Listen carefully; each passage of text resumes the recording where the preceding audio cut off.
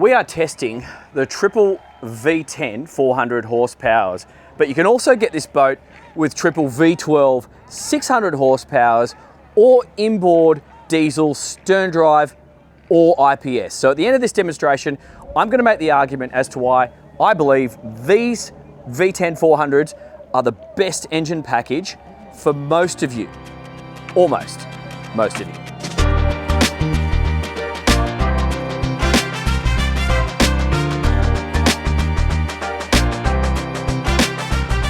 I'm getting 43 knots through some swells.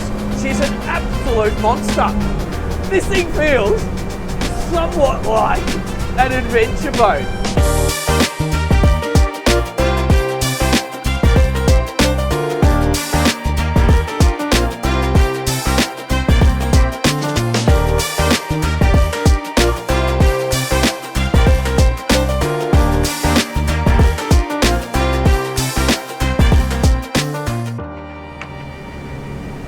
So she's just under 45 feet. She's about 9,750 kgs. We're carrying 1,650 litres of fuel and about 275 litres of water. 20 degrees of dead rise and the many engine options, but on this one, as I said before, we're running the triple V10 400 horsepowers. And my initial thoughts on this boat were that she could be a little bit docile because she's such a big thing. There's so much beam, and I've driven a lot of these med style day boats, and you know, because of the space benefit, you generally can have a performance gain, but not on this one. Check this out.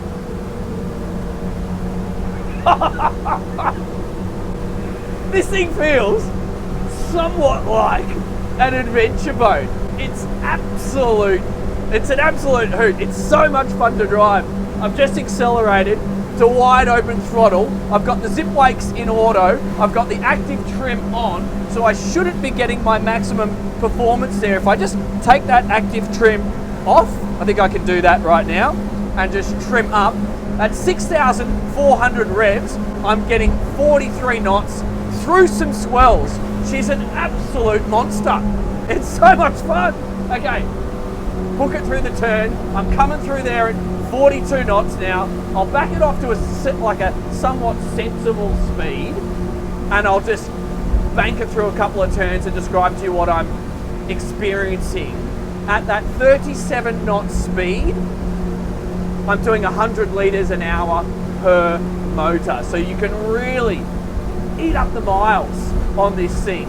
That's at 5,500 revs. So if we then just back that off to a more sensible speed and go to 5,000 revs, I'm getting between 67 and 90 litres per hour on the middle motor. So looks like the outside engines are burning a little bit less at that 5,000 revs, and that's giving me a speed over ground of 34 knots. And then now I'm coming into some waves and swell here, and if I back it off again, now I'm under 5,000 revs. I'm 4,700. I'm seeing 60 litres onto the two outer motors and 70 on the inside motor, and I'm getting a speed return of 30 knots. 30 knots. So you've got a slow cruise of 30 knots, guys.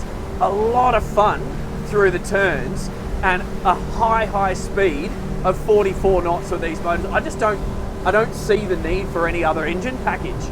And I've tested this boat with 12 blokes on board now, and we also achieved that 44 knot speed. So that was incredible. I think what I have to do now is take this boat up to a dock and just demonstrate what is possible with a layout like this and the joystick, because you're going to be doing a lot of this, I suspect. Keep watching, we'll go there right now.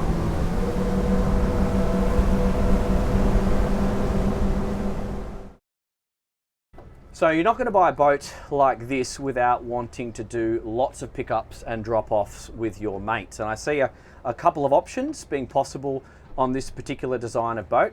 The first one is getting people on and off the bow. That's a logical one for a lot of fixed docks.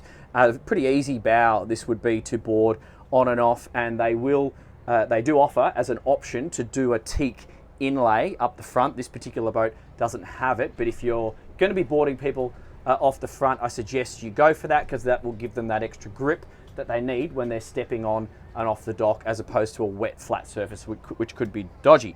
Another thing, which is an option, not on this boat, if you've got a big boat that you need to pull up next to, there are some fold out optional stairs here, and I see that working really well on this one, because you just, as you increase your height, you're not going to hit your head with the roof design here. Also, as you're stepping off, 1-2 steps, this is a good grab handle just there. The other normal place that a lot of people are going to be getting on and off is at the very back of the boat.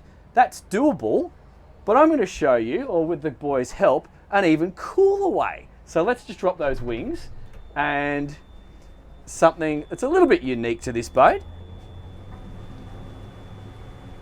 I've just gone from throttles over the joysticks, just looking around with people. There are a few people swimming in the water here, but we're clear of them all at the moment. As long as you're in a calm area and you're in control of your boat, you can actually just drop these wings and provide them with a very easy platform to step on and off. So it's just a bit of fun, really. It may or may not be the most practical option for some of you, but what I will do is just slide the boat in, and then we're not going to actually get that close. I'm just going to demo what is possible, like so. There we go. Okay guys, so it's just a demonstration. I'm not actually going to pull in, but you do have the option.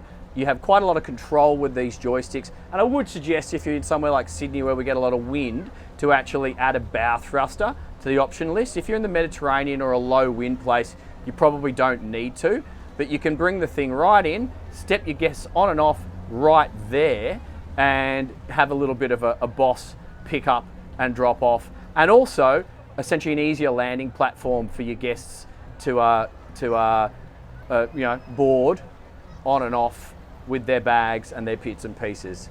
Just a bit of fun, just thought I'd point it out. Now I've got another boat coming in, so time I get out of his way.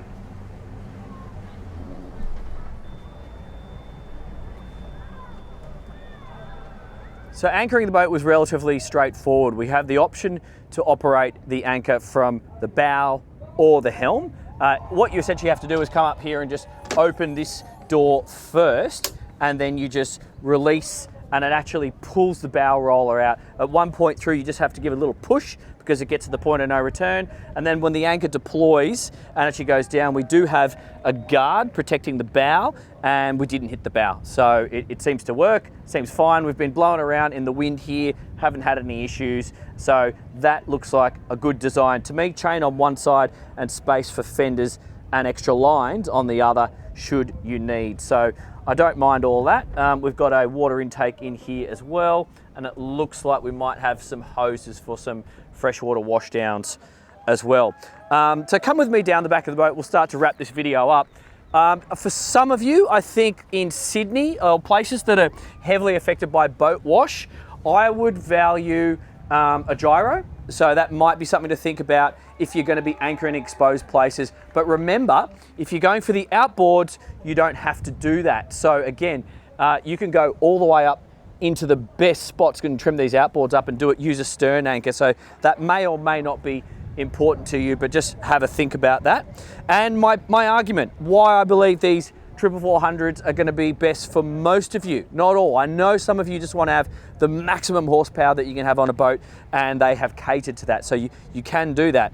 But just imagine, just say you've got 4 girlfriends, not 4, like 4 girls with you. You know what I'm talking about. You're probably going to have some friends if you've got a boat like this. But if they're sitting on this sun lounge and you've got the 600s, that's a hell of a lot of horsepower to accelerate. Light, skinny young ladies, they might end up sliding down the back of the seat if you don't pay attention to what you're doing. It is your responsibility. You've got to drive safely, so don't do that. But all I'm saying is the exceptional acceleration you're going to experience on those 600s might put a couple of your girlfriends at risk had you not warned them before you give it some juice. We have got this here, and nothing's going to happen. They're not going to actually go through the motors or anything like that.